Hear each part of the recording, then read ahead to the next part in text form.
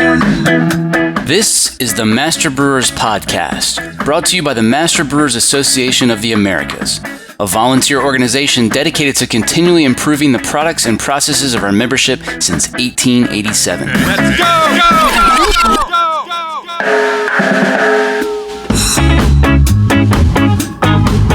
Master Brewers brings you interviews with the industry's best and brightest in brewing science, technology, and operations.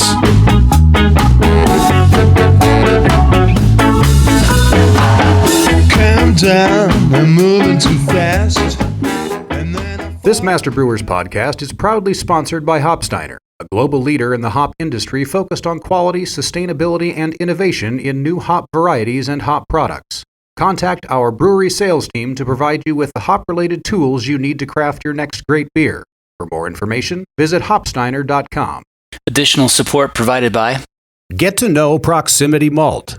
We malt superior, European-style, low-protein varieties grown close to home in Delaware and Colorado. Domestically grown, precisely malted to style. With our team of seasoned experts and 2 brand-new malt houses, try what's really new in malt. Check us out at www.proximitymalt.com. But the notion of cheap steel from China, I think, is a misnomer. There's the perception that cheap stainless is magnetic. And I want to point out that is a fallacy. If you jump in a tank to clean something and you've got dirt and debris on your shoes, that type of scratching on the surface can remove the passive film. This week on the show, demystifying the passivation of stainless steel. John Palmer and Ashton Lewis help us separate fact from fiction, do a little myth busting, and pick up some pointers for keeping your stainless steel healthy. All right, we've got a couple of former metalheads here on the show today. John, a lot of folks know you from your publications and other work you've done in brewing, but you had a whole career in metal before all of that, right? Yeah, I was a lead singer for a heavy metal band. I wish. Nice. I worked in aerospace for a number of years on the space station project as a metallurgist, and then later for 3M Corporation in their medical devices division. As a metallurgist, heat treating, which involved both careers involved both stainless alloys and aluminum alloys. All right. And then Ashton, you're slinging ingredients these days, but previously put in a lot of years at Mueller, a company that's been making brewery tanks for quite some time. Yeah, I came to Mueller in 1997, and I actually came in as a kind of a brewing guy from UC Davis, and I worked there for 20 years. And over the years at Mueller, I learned a lot about stainless steel and took a particular interest in how breweries could either damage stainless steel or use it properly to avoid damage. And passivation is certainly one of those topics that is near and dear to the hearts of many brewers. All right, well, let's start off by defining stainless steel, which can be a little tricky because everybody's got a slightly different recipe for stainless, right?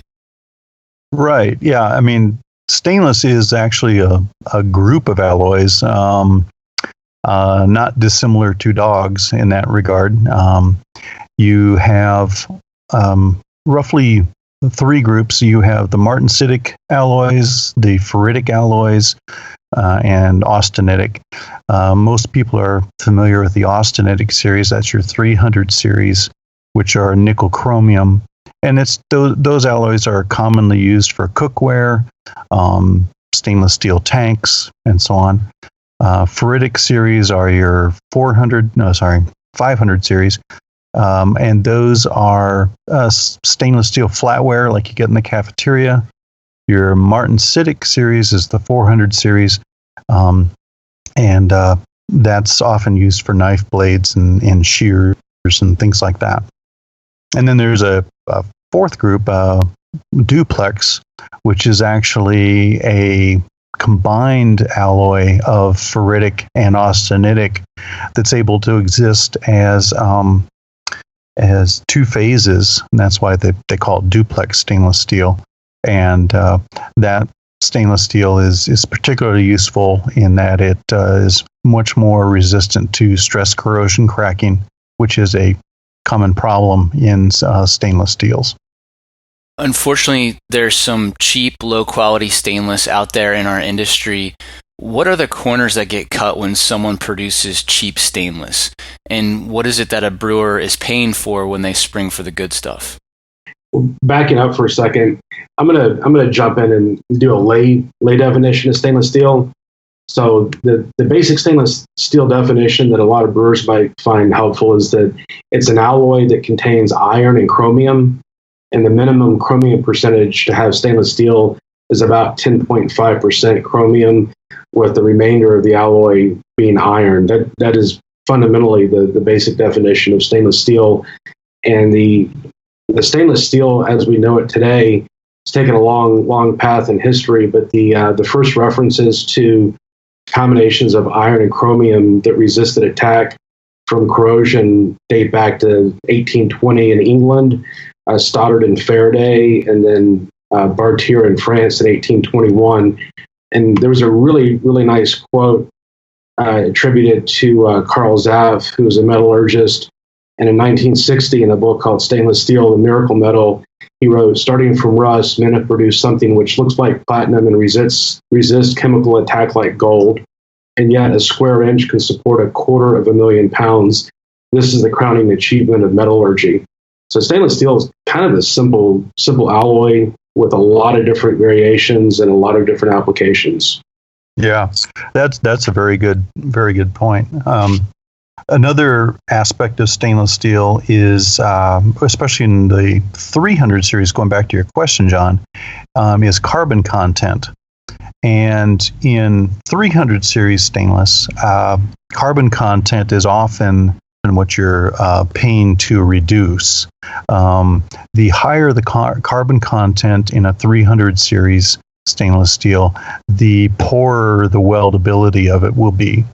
And so when you're welding up a tank that doesn't have low carbon, and this is often designated by the L suffix on the alloy name, such as 304L or 316L, that extra carbon causes carbide precipitation at the edges of the weld and very poor corrosion resistance in that area, because that the protective chromium has been sucked away from the alloy itself, resulting in segregation.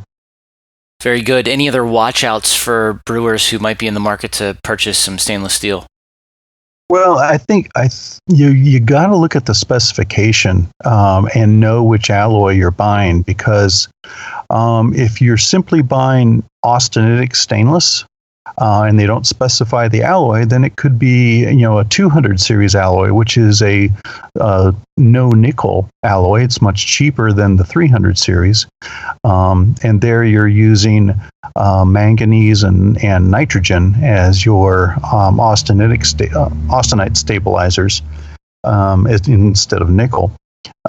Similar strength, similar workability, but different corrosion resistance and less corrosion resistant to many of the chemicals that the brewing equipment would see. So it's what I'm trying to get at is that it's not simply cheap stainless; it's different stainless. Have you guys either of you run into any of that stuff out in the field? Well, backing up a second on that, the notion of cheap stainless. So, to further what John is saying, when I think of the cost of stainless steel, it's almost like going to a restaurant and ordering a meal and paying a la carte by the ingredients that are used to come up with the dish that you're buying. So the main types of stainless steel used in the brewing industry are really quite limited. There's 304, 304L, and then 316, 316L. And then there's some other alloys that are sometimes used, duplex grades like 2204 and 2205. And exotic steels for breweries would be something like AL6XN, which is a high moly steel. But for the most part, you're really paying for nickel and moly. And 304 doesn't have any moly. Its only expensive ingredient really is nickel. And then 316 contains a little bit more nickel, but it has molybdenum, which is different than 304. But the notion of cheap steel from China, I think, is a misnomer. And I've been out of stainless steel now for a little over 2 years, but when I was at the Paul Mueller Company, we did look at the cost of stainless steel from China to see if, how it differed from the price we were paying for steels that were domestically sourced. And the truth is that there is not a lot of difference in cost of the raw material. In fact, for a U.S. manufacturer to import steel from China oftentimes is more expensive than domestic steel because of the cost of freight. The thing that separates equipment made in other countries from equipment that's manufactured in the United States is the cost of labor. That really is the cost difference between so-called cheap equipment from Asia and more expensive equipment from North America. Cool. Yeah, that's a good point. Okay, well, I guess let's get into some of the passivation stuff now. So when we talk about passivation, we're trying to create a passive surface or layer. What exactly is a passive surface? Well, it's the oxides that form on the surface of the metal. In the case of plain iron or carbon steel, that oxide layer that forms on the surface of the steel is called rust. And it doesn't form any kind of barrier. Once that rust starts, it can keep on rusting beneath it. But in the case of stainless steel, you have a combination of chromium oxides and nickel oxides on the surface, and those oxides do not propagate. They don't penetrate beneath the surface, so they form a surface barrier. And so what you're doing when we talk about passivating stainless steel is we're providing a clean metal surface that allows these passive oxide layers and barrier oxide layers to instantly form with contact with the air. You don't have to wait periods of time. It just happens. Then you can start talking about degrees of passivation. You can use acids, for example, to modify the surface of the part. Etch away some of the less corrosion resistant phases of the stainless steel to make a chromium rich surface that is more passive than the initial surface. But we're talking about small differences, really, maybe 15% improvement in terms of a salt test. All right, let's get into the specifics of how a brewer needs to go about creating that passive layer. One of the fundamental things that needs to happen with any passivation method is to begin with clean steel. So most passivation methods begin by cleaning the metal, which oftentimes is just to remove oils and debris that might be remaining from fabrication. So a lot of times on new steel, there are either oils from lubrication used in fabrication, or there are adhesive films that are used to protect the steel during shipment, oftentimes PVC type plastic, and those films are held to the stainless steel with different adhesives, so those film residues have to be removed. You want to talk about some of the other things that are used, John, after the tank is cleaned? Sure. So as he says, you have to get the stainless clean to provide oxygen access for this passive layer to form. An oil on the surface would be an oxygen barrier, and so what you would end up with is an electrochemical difference between the passive area and then this unpassive area next to it, and that's where you'd get your corrosion, is at that interface. So the ways that you can achieve passivation are, one, to use a strong detergent or caustic to fully clean the steel, thoroughly rinse it and get good sheeting action of your rinse water. You want to see that sheet down the steel rather than bubbling or forming droplets. Full wetting, and that indicates you've got a clean surface. Then that surface on exposure to the air will be passive. As I was saying, and Ashton was saying, you can modify that surface chemistry by the use of acids. Now, nitric acid is the most common passivating acid.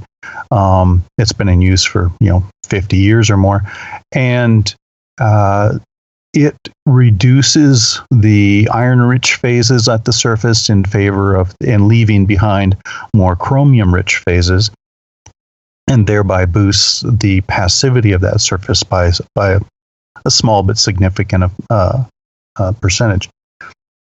And the problem with nitrate, though, is that it's very hazardous to skin, and also can cause damage to elastomers and so on, gaskets.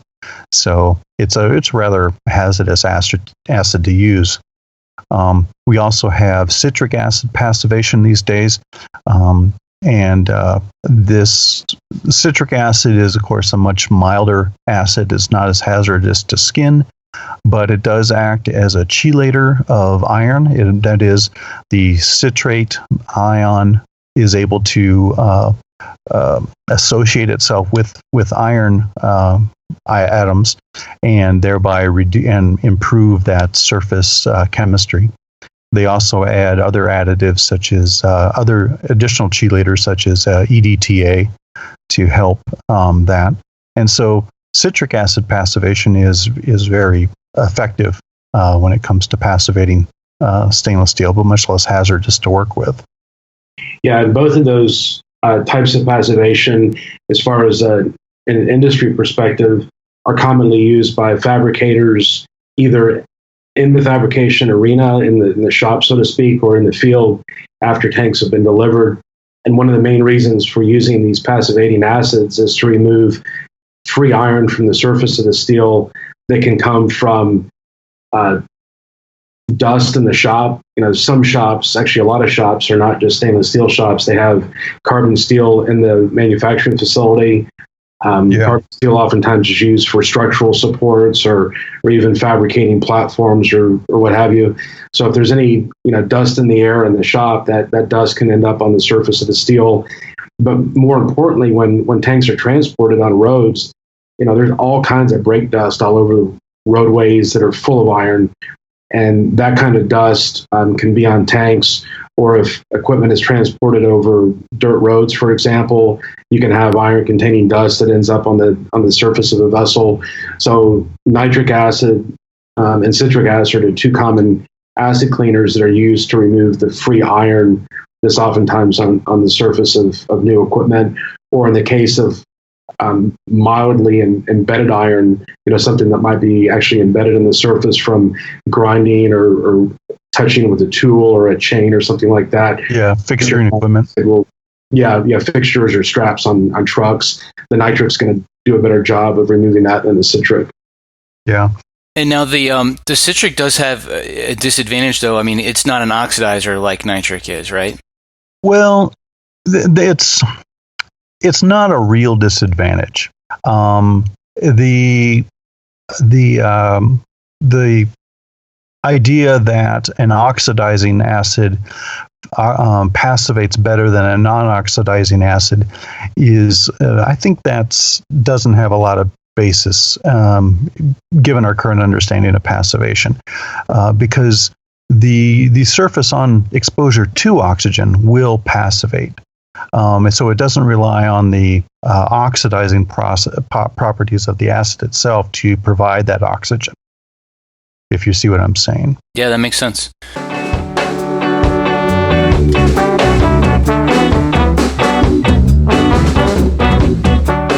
Coming up, there's the perception that cheap stainless is magnetic. And I want to point out that is a fallacy. I'm John Bryce, and you're listening to the Master Brewers Podcast from the Master Brewers Association of the Americas.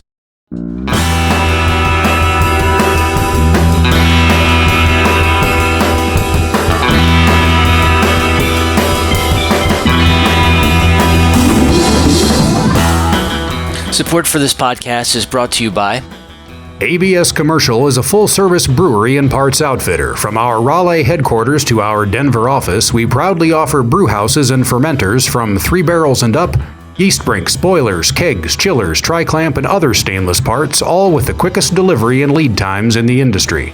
Learn more at abs-commercial.com or call 877-BREW-ABS. ABS Commercial. We are brewers. Additional support provided by Whitcomb Selinsky McCullough PC serves all brewers in registering and protecting trademarks, navigating the label approval process, and assisting with OSHA inspections and safety compliance. Please go to wsmlawpc.com for more information. Here's what's coming up on the Master Brewers calendar. District Pittsburgh meets April 15th. The Brewery Packaging and Technology course starts in Madison April 21st. District St. Louis meets April 25th at Second Shift Brewery. The 58th Annual District Caribbean Convention joins forces with District Southeast in Miami May 2nd through the 5th. This is going to be a big meeting with lots of great speakers, including folks who've been on this podcast: Joe Hertrick, Andrew Fradiani, John Mallett, Roy Johnson, Dr. John Paul May, Andy Tavikram, and more. District Philly also meets May 3rd at 2SP Brewing. If you're barrel aging, don't miss the May 9th webinar screening for Lactobacillus acetotolerans in a brewery setting. District St. Paul, Minneapolis meets May 16th at the Star Keller in New Ulm. District St. Louis is at Old Bakery Brewery May 16th. And District Northern Illinois meets at Half Acre Beer May 31st. It's time to start making plans for the 2019 Master Brewers Conference. If you can only make it to one conference in 2019, this should be it. We're really mixing things up this time and heading to the Calgary Convention Center to see how Alberta celebrates Halloween. Check out the full calendar of events at MBAA.com for more details or to find a district meeting near you.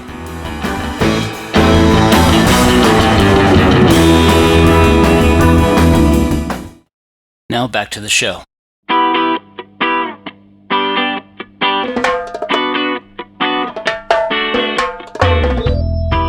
One point I wanted to bring up, and as we talk about, the issue of iron on the surface of the stainless steel, is that iron or less corrosive steel in contact with the stainless can actually poison or bridge that passive layer.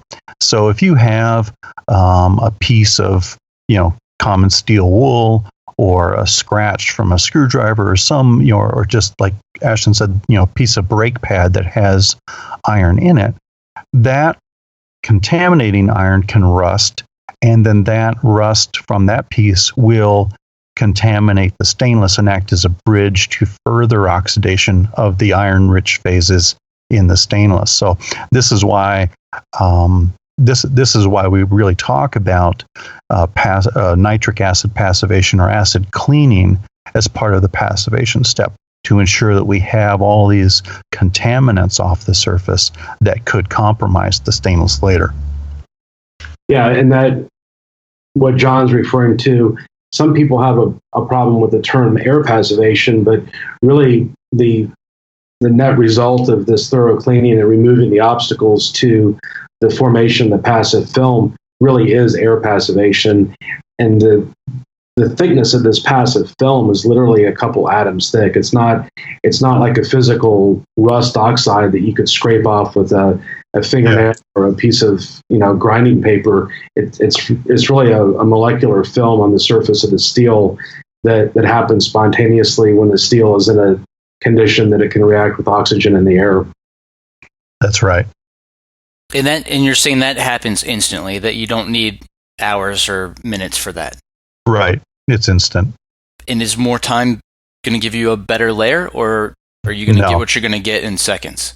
It happens, and as Ashton says, it's only a few molecules thick. So it is a molecular barrier. It's not a surface coating. So yeah. And this is why we talk about iron poisoning and other aspects of and I guess we could get into the aspects of how corrosion happens on stainless steel in light of this thin molecular barrier. What were you going to say, Ashton?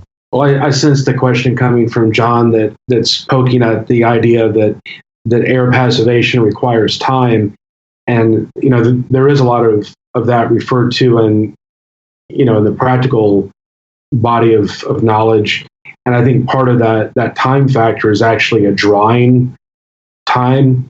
And that's especially true when a tank is cleaned on the inside.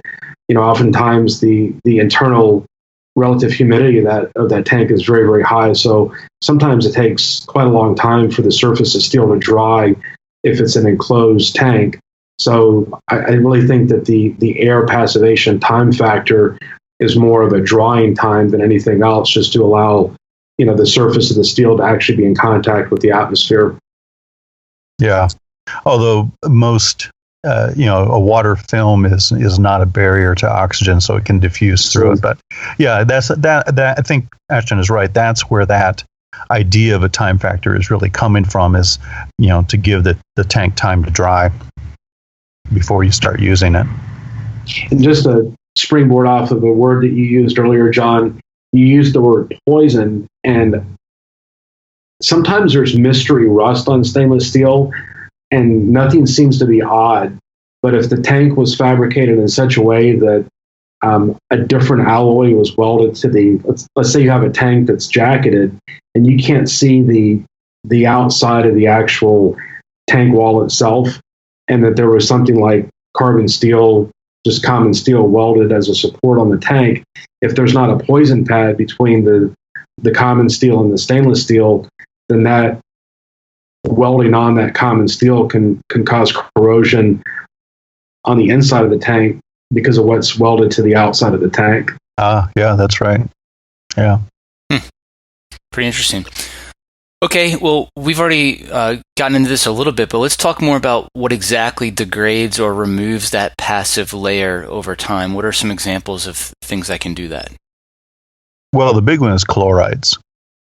Chlorides, whether in any form, whether it's chlorine, residual disinfectant in the water, or salt chloride, hypochlorides, and various cleaning compounds often contain chlorides.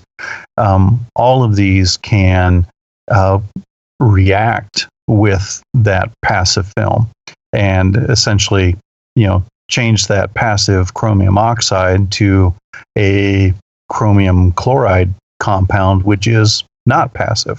So now you have essentially a hole in that molecular barrier. And that is often, depending on the liquid that's in the tank, that's often enough to cause corrosion at that site. And pitting corrosion is the most common form of corrosion on stainless steel. Is again where you get some agent, whether it's a chloride or a scratch or something that bridges or breaks that molecular barrier and allows access and ordinary corrosion, I guess you could say, of the iron-rich phases beneath. Yeah, and you use the word hole in the passive film, and if you have a liquid in the tank that has chloride in it, you can quite literally end up with a hole in your stainless steel. One story to tell here that's kind of interesting. When I was at Mueller, we had supplied some very large so-called bioreactors, basically large fermenters for the production of a compound in baby food. It was actually an algal fermentation, and they were producing unsaturated fatty acids, omega-3 type fatty acids in the fermentation, and they had holes developing in their tanks. So of course, like brewers always blame the maltster, where in the pharmaceutical companies they always blame the stainless steel supplier.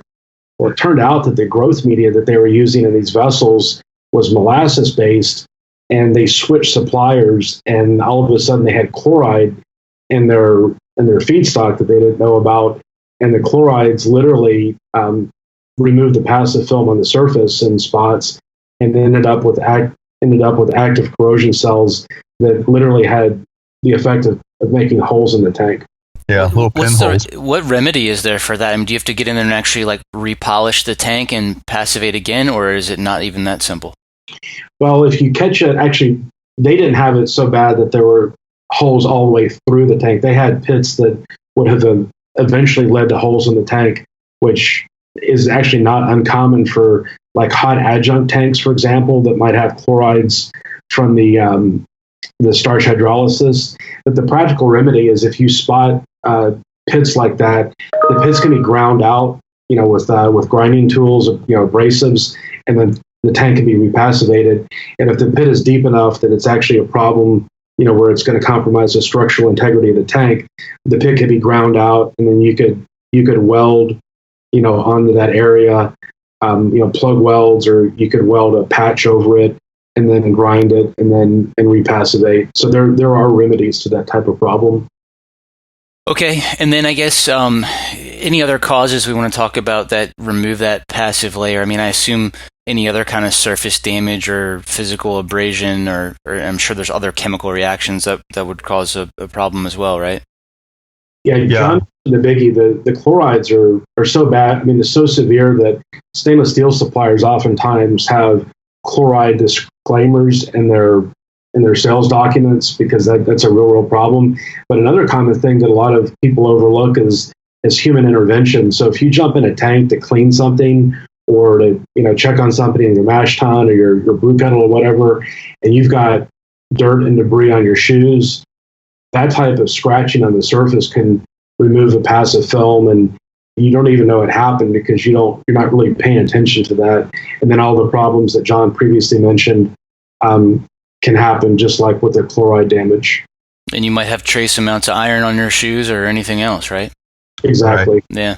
How about I've read that the passive layer can even be damaged just simply from the expansion and contraction that vessels experience over as they go through high and low temperature cycles. Is that true? I don't have any basis to say yes or no. It doesn't seem very plausible to me, but maybe it is. I don't know. Fair enough. What, if anything, is different when you're passivating brand new equipment versus equipment that's already in service and it's a routine situation? I would say the soil load is quite different. The types of debris that might be on a new vessel is really, really different than what you're going to see in normal brewing operations. So the types of, I'm going to call it stuff, the types of coatings that may be on a new tank include, petroleum films, those could be lubricants, machining oils. They can be these adhesive films, which are really problematic. We had, over the years, Mueller has had these mystery challenges with adhesive films, and the companies that sell these films to protect stainless steel act like they've never heard of these problems. But if you Google adhesive film residue stainless steel, you'll find problems going back to 30 years or more from companies that have used these films. So those are not normal films that you have in a brewery. Yeah, the beer wort itself is not corrosive to stainless steel. So even though it's beer wort can be low pH, and you may have even a sour beer going on, with lactic acid, those organic acids are not very corrosive to stainless steel. What can be corrosive are your cleaning chemicals, your CIP process chemicals, and so that's why hot rinse, burst rinse. I mean, rinsing is very important when cleaning, because you often need to get these chlorinated compounds, totally removed. That's really where a lot of the concerns on stainless come from. Going back to what Ashton was saying, with these adhesive films. We've touched on pitting corrosion mechanism briefly. We've talked about stress corrosion. There's also crevice corrosion, and all of these corrosion mechanisms. What's happening, on a very localized scale, micro scale, is that you have a large passive region, chromium oxide, molecular barrier.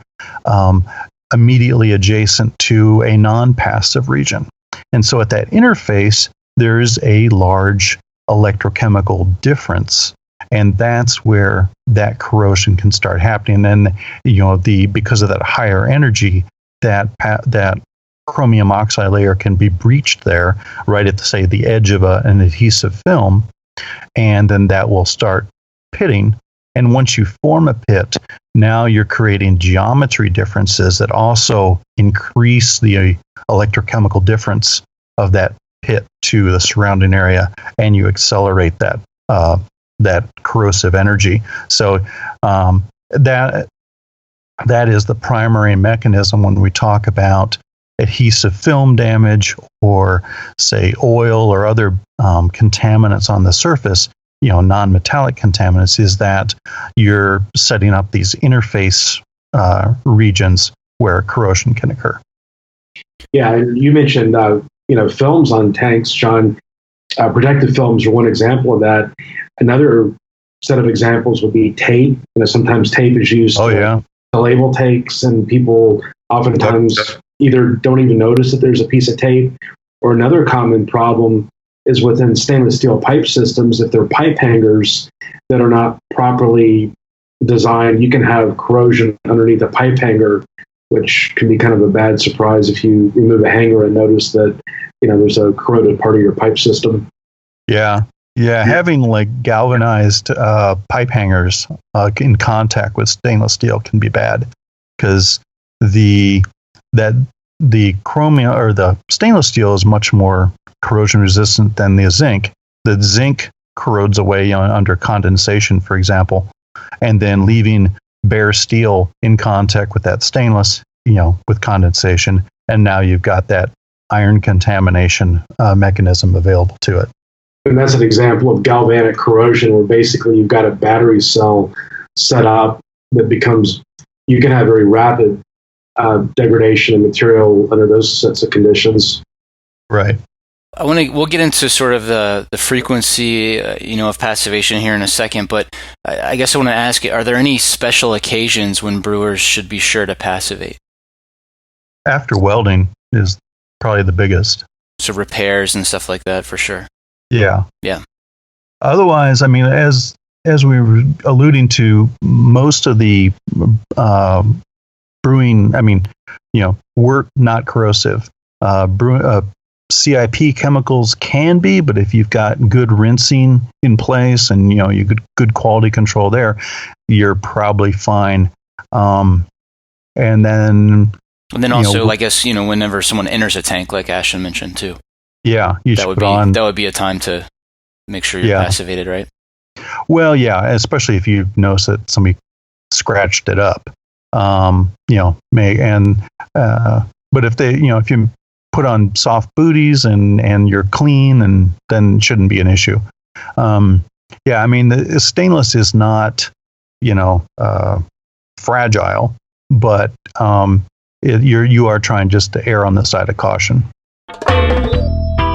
I've always taken the approach of more frequent, less acid more frequently, whereas there are other folks out there who say, oh well, we do 9% every year or twice a year or whatever. Talk about that. I wouldn't get caught up in the strength of your cleaning acid so much as what are you really trying to accomplish. So I think in your approach, John, if you're cleaning frequently with a more mild solution, I think what really is happening there is that you're keeping buildup from forming on the surface of the steel, and that clean surface is allowed to air passivate every single time after cleaning. And the passivation layer only reforms if there's a break in the layer. But let's say that you had a formation of a mineral scale on equipment, and that mineral scale over time led to the degradation of the passive layer. Well, by removing that mineral scale and allowing the passive film to reform, you're allowing the metal to remain healthy over time. Compare that to a tank that's been neglected, where you've gone a year between cleaning, and now that tank might have a very heavy film of calcium carbonate if you have very hard limestone water in the tank, or beer stone, beer stone calcium oxalate. So you're going to have maybe a longer, hotter, more intense cleaning, and that may or may not involve stronger chemical. But I think that situation is where some brewers get into the mindset of repassivation as something that has to be done because you've neglected, the equipment over time, and maybe the passive film has been compromised. Yeah. I think that's most likely cases where beer stone or some other mineral film is built up, and then you require stronger chemicals to clean it, to remove it, and thereby a stronger propensity for having damaged the passive layer. And so then repassivation would be a good idea at that point. But as you say, John, if you're keeping it clean all along with milder acid rinses and just in good inspection and so on, then repassivation, as a matter of course, once a year probably isn't necessary. It may not be a bad idea, but it's probably not necessary. I'll confess, I'm part of the Springfield Brewing Company, and Paul Mueller Company owned Springfield Brewing Company until the very end of 2011, and the brewery was built in 1997 as a showcase for Mueller equipment. So we've got quite a lot of Mueller stainless steel at Springfield Brewing Company, and not one single tank has been repassivated in the last 21 years. And our equipment really looks pretty darn new for being 21 years old. So it really depends on how the equipment's been maintained and used over the life of the equipment. And, that life of the equipment's going to dictate if you really have to repassivate or not. I know you guys probably want to talk about magnetism. Let's hear about that. Well, Ashton and I were talking earlier today about the cheap stainless question. And one aspect of that is magnetism. There's the perception that cheap stainless is magnetic. And I want to point out that is a fallacy, that when you cold work austenitic stainless steel, even if it's 316L, what you're doing is not what you're doing, but part of what happens is that you end up aligning the grains and the atoms in the steel, which makes it more magnetic. So a cold worked stainless steel tank is going to display magnetism, even if it's pure 316L or 304L duplex, what have you. The forming operation is going to induce molecular alignment, and it will display magnetism. It won't have the same snappiness as, say, carbon steel, but it will be magnetic, even though it is stainless and is passive, and etc. Yeah, so doing the old, take a magnet and put it on your tank to determine if it's real or Memorex, you might get some misleading data if you don't really know what you're observing, because you might have a magnet stick to a stainless steel tank that's really mildly magnetic and not an indicator of some type of ferritic steel that should not be in your brewery. Right. Yeah, it's not an good indicator of alloy. The fact is, global pressures on pricing are going to keep cheaper equipment flowing into the U.S. And like I said earlier, a lot of that cheaper equipment is cheaper because of labor. But for companies that are concerned about what they're actually buying, one non-invasive and non-destructive method of determining your alloy is to use an X-ray gun. They're very, very expensive, but they can be rented. And there are testing companies that will perform tests that are non-destructive using an X-ray gun that can tell you the alloy composition of steel. So if there's anybody out there that's wanting to buy something from overseas but concerned about it, there are ways of determining what you're buying without sending your tank to a destructive testing lab. Yeah, that's a good point.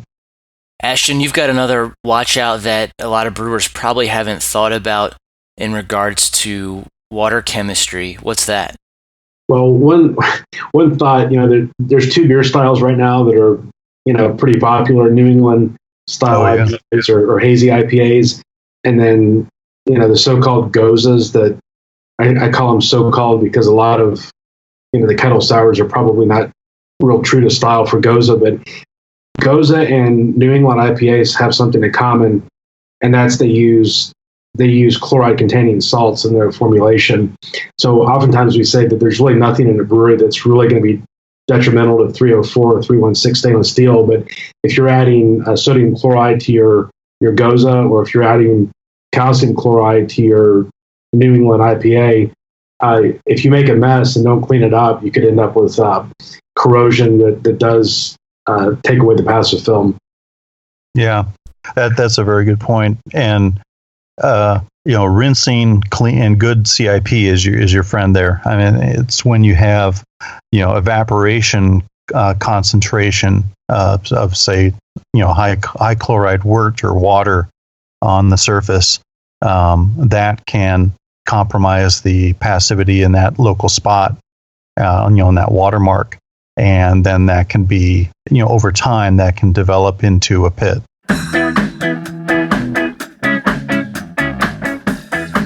That was John Palmer and Ashton Lewis dishing out some solid practical advice and doing a little myth busting here on the Master Brewers Podcast.